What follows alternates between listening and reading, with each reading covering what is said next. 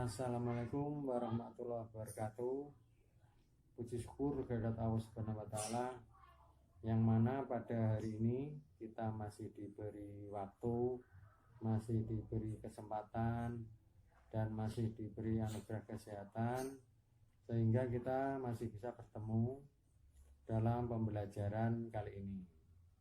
Dan kali ini kita akan belajar tentang gambar teknik otomotif. Namun sebelum kita mulai materinya, saya akan sedikit mengulas tentang sejarah gambar teknik. Sebenarnya sejarah gambar teknik itu sudah dimulai sejak zaman prasejarah. Jadi waktu itu gambar sudah merupakan sarana komunikasi dan informasi antar si perencana dan pelaksana. Namun sekitar abad ke-15 sampai 16 itu Leonardo da Vinci itu sudah mulai mengeluarkan ide-idenya dan dituangkan dalam bentuk gambar. Makanya sampai sekarang Leonardo da Vinci itu dijuluki Bapak Gambar Teknik.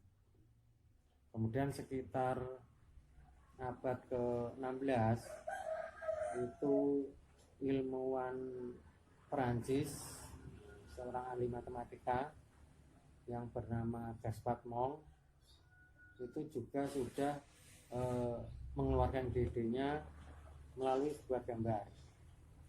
Jadi perkembangan ini berlanjut terus karena cara paling mudah untuk bisa mentransfer ide-ide kita agar dipahami oleh orang lain itu adalah lewat gambar. Seperti contohnya itu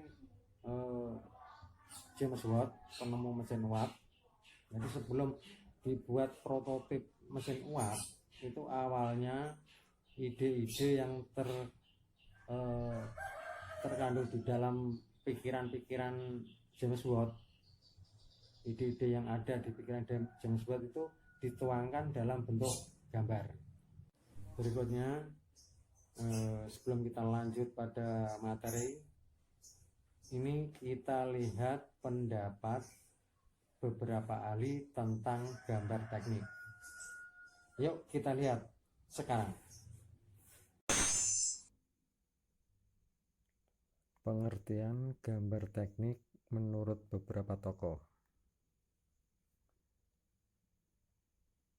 Yang pertama, menurut F.H. Homan dan Insinyur Sutomo Wongsocitro, gambar teknik adalah bahasa yang digunakan antara perencana dan pelaksana.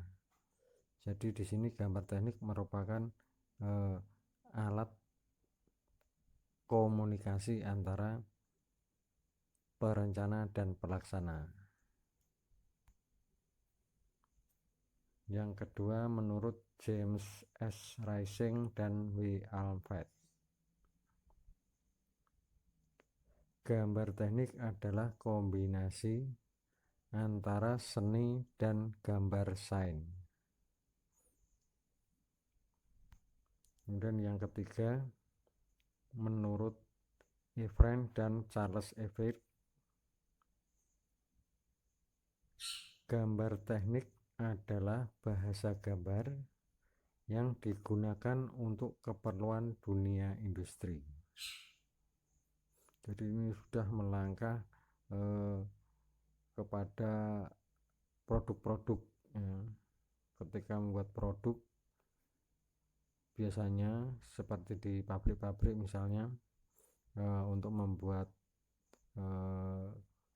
misalnya casing HP, itu biasanya itu digambar dulu. Kalau sekarang mungkin menggunakan AutoCAD, itu digambar kemudian dibuat moldingnya atau cetakannya, baru nanti hasilnya menjadi sebuah produk. Yang keempat, menurut Warren L. Lusader, gambar teknik adalah bahasa gambar yang digunakan pelaksana untuk menggambarkan bentuk, ukuran, struktur, dan mekanisme. Jadi ada beberapa tokoh atau beberapa ahli yang memberikan pengertian gambar teknik yang kita kenal sekarang ini. Demikian tadi pendapat beberapa ahli tentang gambar teknik. Dan intinya gambar teknik adalah, secara singkat, itu adalah alat komunikasi antara perencana dan pelaksana. Saya kira intinya itu. Dan sekarang kita masuk pada materi yang pertama, yaitu tentang alat-alat menggambar. Banyak sekali alat-alat menggambar yang dipakai dalam dunia gambar teknik.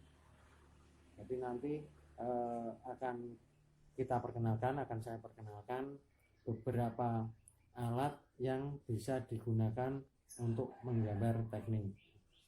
Untuk lebih jelasnya, yuk kita lihat tayangan berikut ini. Alat-alat menggambar. Yang pertama, meja gambar.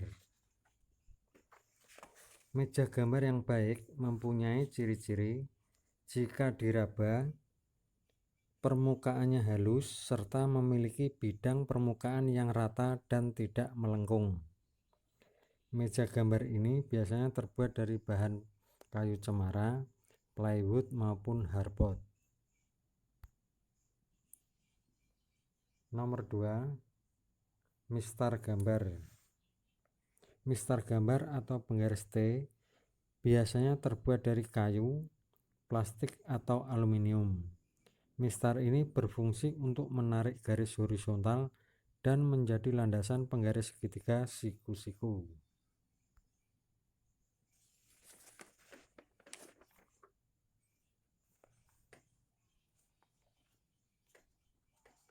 Yang ketiga, penggaris segitiga siku-siku. Biasanya penggaris ini terdiri dari dua penggaris, yaitu yang satu berupa siku-siku sama kaki dengan sudut 90 derajat, 45 derajat, dan 45 derajat. Yang satu dengan sudut 90 derajat, 60 derajat, dan 30 derajat. Yang keempat, mistar pengukur. Mistar pengukur ini biasanya terbuat dari plastik atau aluminium dan mempunyai panjang sekitar 30 cm. Mistar ini mempunyai 3 skala, yaitu skala milimeter, sentimeter, dan inci. Nomor 5, jangka. Ada 3 macam jangka yang digunakan untuk menggambar, tergantung besar kecilnya lingkaran yang akan digambar. Jangka besar biasanya untuk lingkaran dengan diameter 100-200 mm. Jangka menengah untuk diameter 20-100 mm, dan jangka kecil untuk lingkaran dengan diameter 5-30 mm.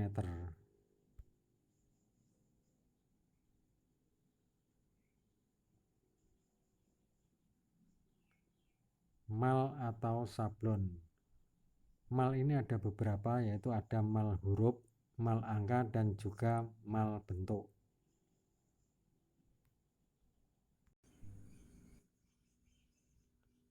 Yang ketujuh, busur derajat.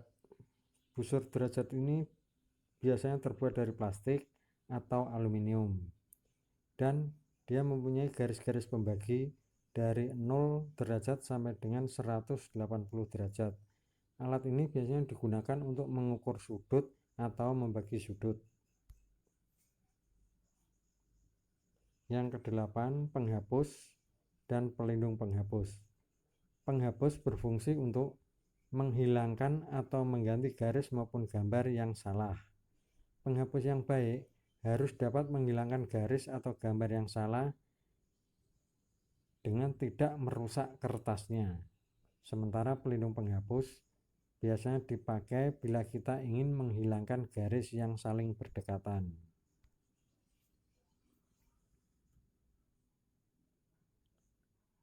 Yang kesembilan, pensil. Untuk gambar teknik otomotif biasanya menggunakan pensil letter H.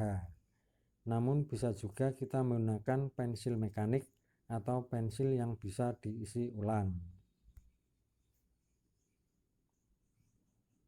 Yang ke-10, rapido. Rapido ini biasanya dipakai jika kita menggambar di atas kertas kalkir, dan rapido ini mempunyai beberapa ukuran. Sebenarnya masih ada beberapa alat gambar yang belum kita sebutkan, tapi untuk menyingkat waktu, dari sekian banyak alat gambar yang akan kita gunakan yaitu: 1. Buku gambar ukuran A3. Yang kedua, pensil letter 2H atau menggunakan pensil mekanik. 3.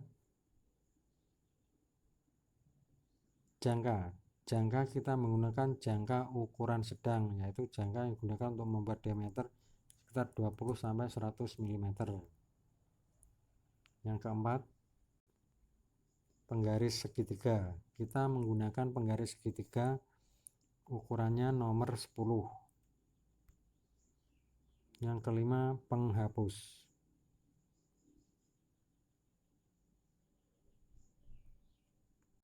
Demikian tadi sudah kita ulas beberapa alat atau peralatan yang digunakan untuk menggambar, khususnya menggambar teknik. Sebenarnya masih ada beberapa alat lagi yang belum kita ulas, namun saya kira dari beberapa alat yang sudah kita ulas itu sudah cukup mewakili. Dan untuk pembelajaran kali ini kita cukupkan sampai sekian dulu. Jangan lupa tetap jaga protokol kesehatan, pakai masker, cuci tangan pakai sabun, dan jaga jarak. Dan usahakan kalau tidak sangat penting jangan keluar rumah. Wassalamualaikum warahmatullahi wabarakatuh.